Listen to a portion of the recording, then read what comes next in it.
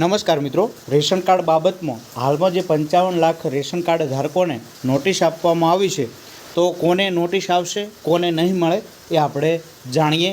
તો ચાલો શરૂ કરીએ. નવા હો તો ચેનલને સબસ્ક્રાઈબ, લાઈક અને શેર કરજો. તો જે રેશન કાર્ડ ધારક પોતે જે કુટુંબનું કોઈપણ સભ્ય આવકવેરો કે વ્યવસાય વેરો ચૂકવતો હોય તો એ NFSA કાર્ડમાં ગણી ના શકાય.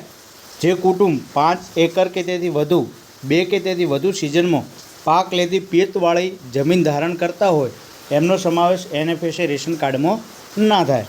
જે કુટુંબ 7.5 એકર કે તેથી વધુ જમીન સાથે પિયત માટેનું સાધન ધારણ કરતા હોય એમનો સમાવેશ થઈ શકે નહીં.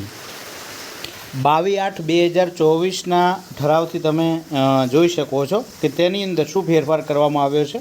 તો જે કુટુંબનો કોઈપણ સભ્ય માસિક ₹20,000થી વધુ આવક ધરાવતો હોય અથવા કુટુંબની વાર્ષિક આવક 2,40,000થી વધુ હોય તો તેને અન્નસુરક્ષા માટે બાકાત રાખવાના રહેશે, તો એમને લાભ મળી શકશે નહીં.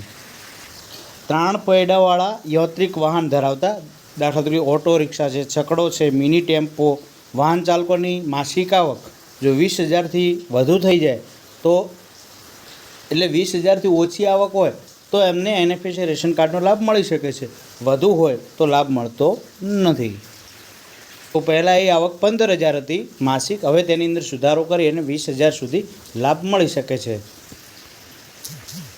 તો આ નોટિસ છે એ ઇન્કમટેક્સ ભરનારા હોય, જમીનદાર હોય કે જે મેં જમીનની વિગત કહી આગળ વિડીયોમાં, એ GST ભરનારા હોય, કંપનીમાં ડાયરેક્ટર હોય અને મૃત વ્યક્તિઓ જે છે છતાં તેમના નામે અનાજ ચાલુ છે તેમને નોટિસ આપવામાં આવશે.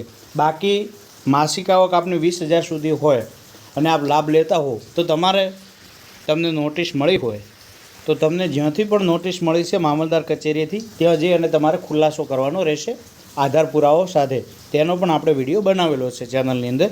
જો ખુલાસો માન્ય ગણાશે તો કાર્ડ ચાલુ રહેશે, જો ખુલાસો અમાન્ય ગણાશે તો તમારું કાર્ડ છે એ નોન NFSA કેટેગરીમાં ટ્રાન્સફર કરી દેવામાં આવશે.